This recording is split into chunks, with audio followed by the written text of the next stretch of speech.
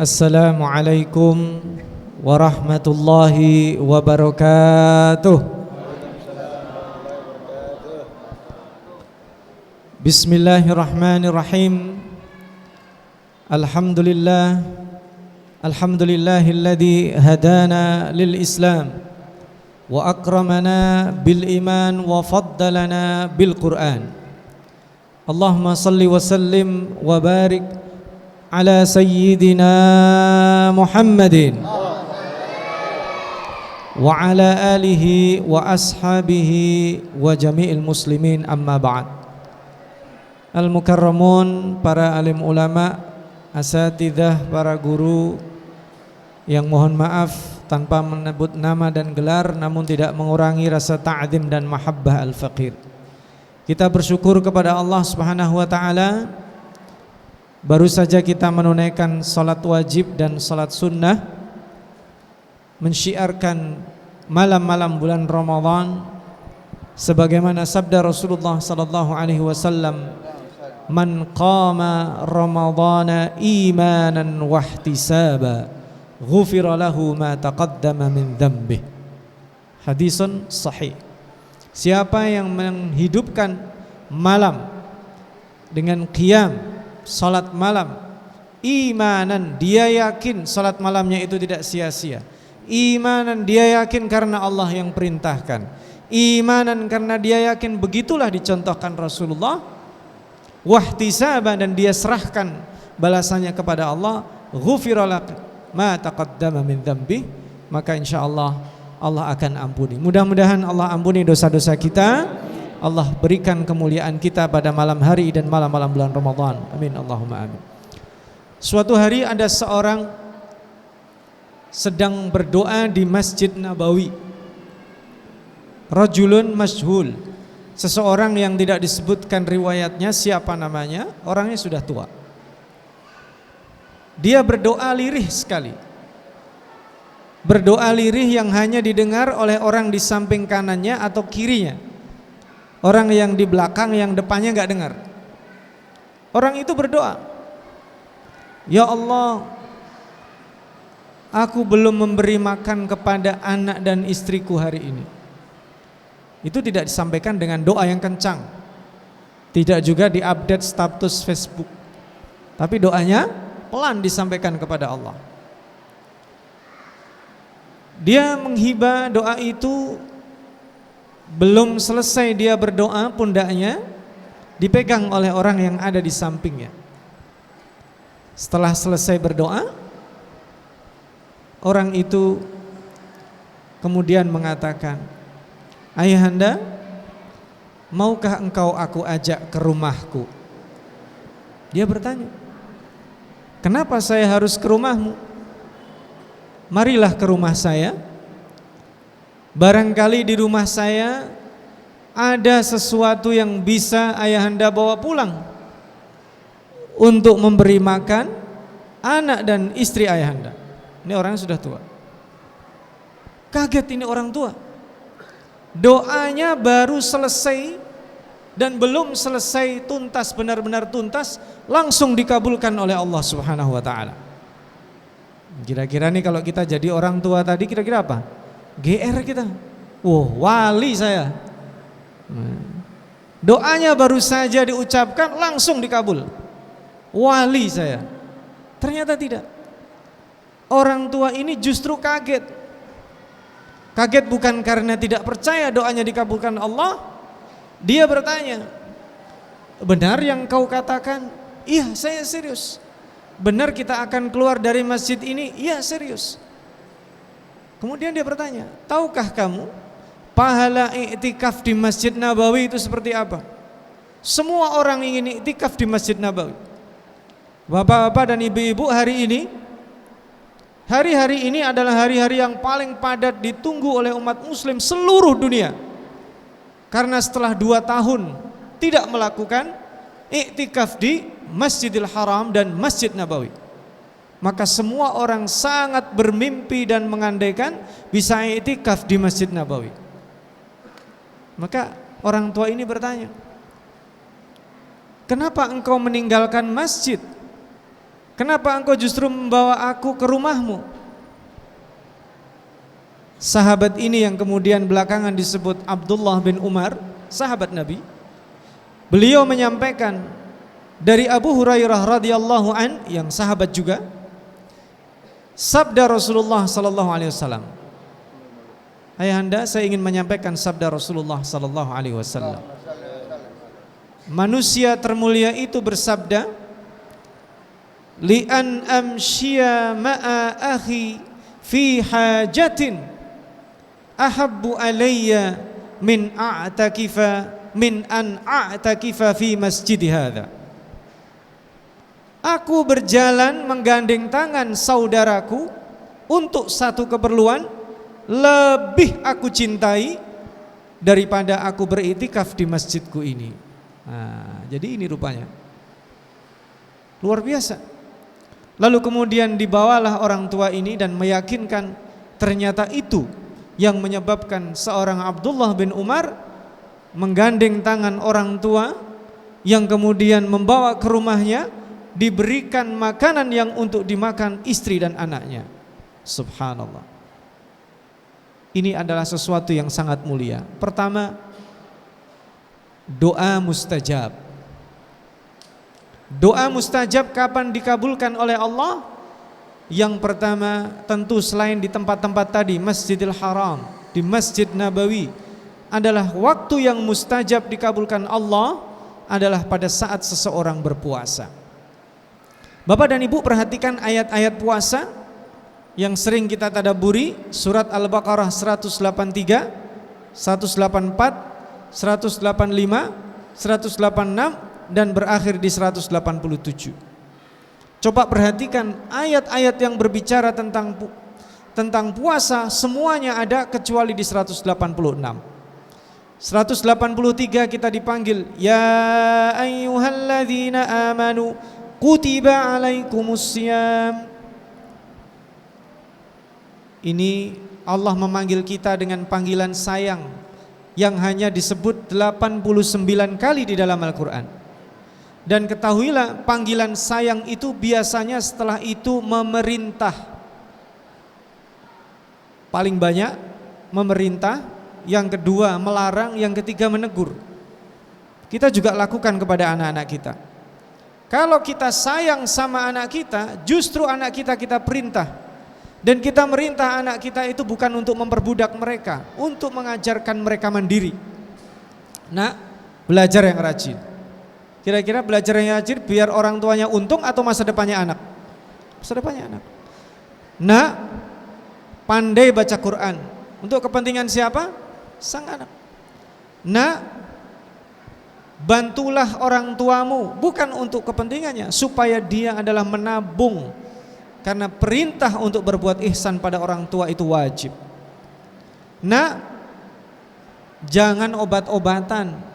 Sama, Allah mewajibkan kita, melarang kita dan kemudian menegur kita, itu tanda sayang. Kita diperintahkan puasa di 183. Di 184 Allah sebutkan tata caranya. Kalau sedang dalam perjalanan boleh enggak puasa? Kalau sedang sakit boleh enggak puasa? Kalau ada orang perlu, zaman dulu ini pertama ya, bayar fidyah, silahkan bayar fidyah. Tapi kata Allah, orang kaya yang membayar fidyah bagus, orang kaya yang berpuasa lebih bagus. Ini periode pertama, karena puasa itu tahapannya 3 kali. Tapi kemudian digugurkan dengan syariat di 187 bahwa puasa itu diwajibkan bagi semuanya, yang kaya dan yang miskin. Ya, mungkin tidak di situ Al-Fakir jelaskan ya. Di 185 Allah menjelaskan bagaimana memulai puasa. Faman syahida minkumus syahra falyasum. Orang yang mukim, yang melihat hilal, puasa. Dan pada saat puasa jangan tidur terus. Karena bulan Ramadan dimuliakan karena ada bulan itu diturunkan Al-Quran. Syahrul Ramadan alladzi unzila fihi al-Qur'an. Dimuliakannya bulan Ramadan itu karena ada Al-Qur'an. Karena ada Al-Qur'an. Ibaratnya kalau kita punya anak juara MTQ internasional, baru saja tadi Al-Fakir seharian nih ujian, menguji lomba tahfidz. Dari tadi jam 9, baru selesai jam 5 tadi. Masya Allah. Senang sekali melihat orang-orang pada menghafal Al-Quran. Besok finalnya. Itu betapa ketika diumumkan yang masuk final adalah fulan dari 36 peserta. Masya Allah. Senang sekali. Di situ ada guru-gurunya, ada teman-temannya. Ketika mungkin dia nelpon orang tuanya, senang. Padahal belum juara, baru final. Jadi ketika Allah turunkan di bulan Ramadan, tadi imam sudah membaca ya, inna anzalnahu fi lailatul qadr. Ternyata diturunkannya di malam hari, dipersempit lagi. Bulan Ramadan panjang, diturunkannya di malam hari. Dan cuman sekali diturunkan. Nah, para ulama berbeda pendapat. Nah, kita nggak tahu ikut yang mana. Kalau tadi di surat undangan 17 Ramadan berarti hari ini. Ada yang mengatakan 17 Ramadan. Ada yang mengatakan di 23 Ramadan.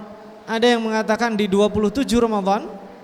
Itu ikhtilaf yang bagi kita tidak menjadi masalah.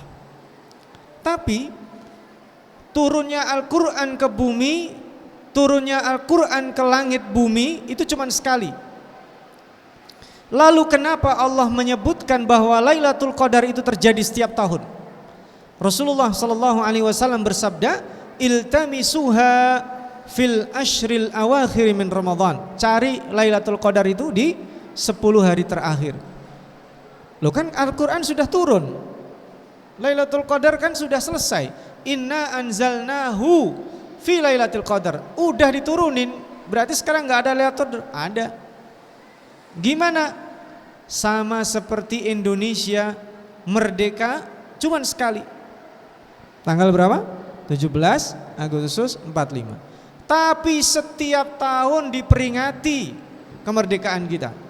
Pada saat peringatan kemerdekaan itu ada perlombaan, ada penghargaan tanda jasa bagi orang-orang yang berjasa.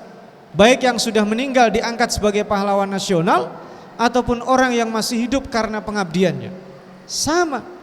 Lailatul Qadar itu diturunkan Allah setiap tahun, tapi tidak pakai tanggal yang pasti. Sama juga.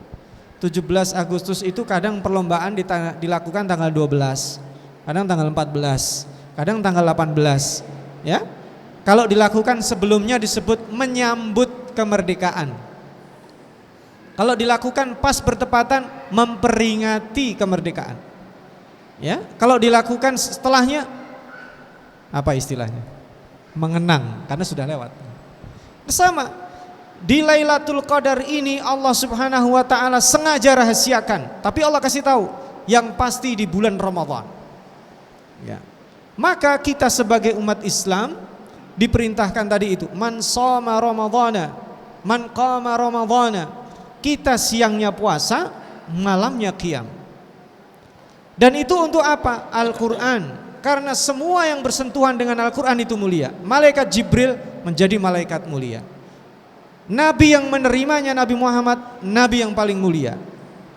Malam yang bersentuhan dengan Al-Quran menjadi malam istimewa. Bulan yang di dalamnya turun Al-Quran menjadi bulan yang istimewa. Nah, baru kemudian di ayat 186 tidak membicarakan puasa, 187 membicarakan tata cara puasa yang lebih detail, ibadah-ibadahnya, ada i'tikaf, ada sahur, ada buka. Rahasianya apa? Mungkin karena waktu terbatas. Kenapa di ayat 186 itu tidak ada ayat puasa? Wa idza sa'alaka ibadi anni fa inni qarib. Itu kalau mushaf Indonesia. Fa inni qarib. Kalau Bapak buka mushaf Kemenak, ya, itu berhenti di situ. Tapi kalau Bapak dan Ibu buka mushaf Madinah, fa inni qarib, itu wakafnya shalah. Kalau mushaf Kemenak wakafnya qala.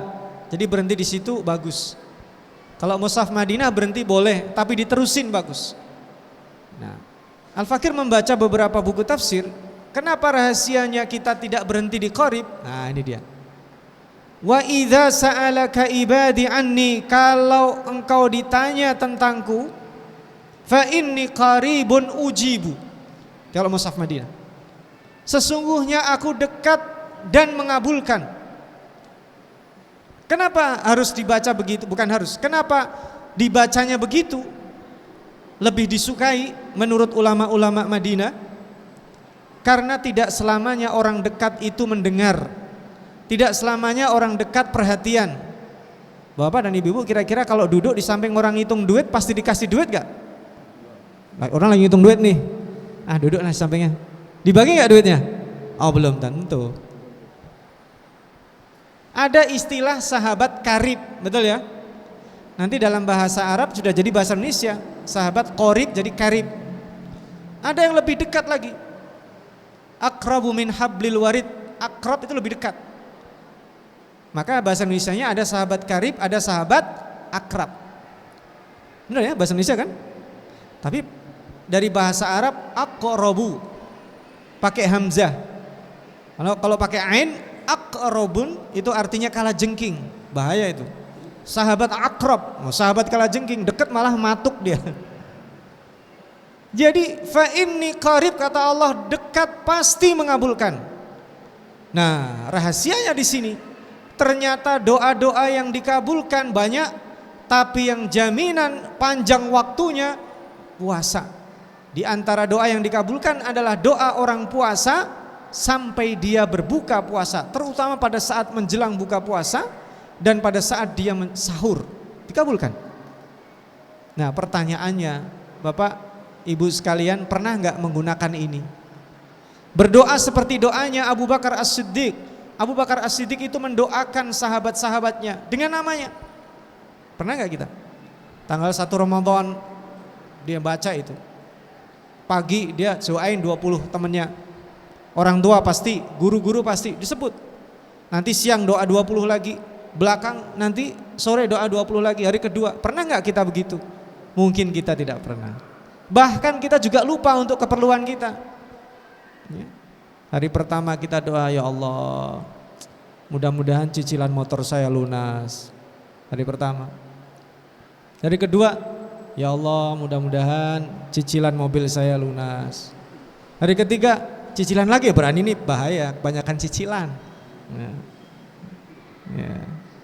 Ya, kita harus manfaatkan. Barangkali kita seperti syekh yang ada di Masjid Nabawi tadi. Bayangkan, dia berdoa, tangannya belum diturunkan, dikabulkan oleh Allah, tapi dia tidak GR. Justru dia heran, loh ini kok doa dikabulkan secepat ini? Ternyata ada rahasianya, dan itu rahasia hati yang kita tidak tahu. Maka marilah di bulan ini kita perbanyak doa. Kita cari masa-masa yang utama itu, dan belum tentu akan terjadi lagi di luar bulan Ramadan. Maka kita khusyukkan doa. Pasti kita doakan orang tua. Kita doakan mudah-mudahan orang tua kita, guru-guru kita, baik yang sudah meninggal atau yang masih ada. Yang sudah meninggal mudah-mudahan Allah angkat derajatnya. Yang masih ada mudah-mudahan Allah berkahi hidupnya. Allah lindungi dari mara bahaya dan penyakit. Mudah-mudahan anak-anak keturunan kita dijaga Allah Subhanahu wa taala dari penyakit, dari fitnah yang mengganggunya, dari hal-hal yang membahayakan, dan kita semua dijadikan hamba-hambanya yang istiqomah. Aku lu qauli hadza, mudah-mudahan sedikit ini yang kita bermanfaat, dijadikan sebagai ahlul Quran kita, dikumpulkan bersama ahlul Quran, mendapat kemuliaan ahlul Quran sebagaimana Allah angkat derajat Lailatul Qadar, dan kelak kita dikumpulkan bersama orang yang diturunkan Al-Quran kepadanya sallallahu alaihi wasallam. Wa jazakumullahu khairan. Tsumma assalamu alaikum warahmatullahi wabarakatuh.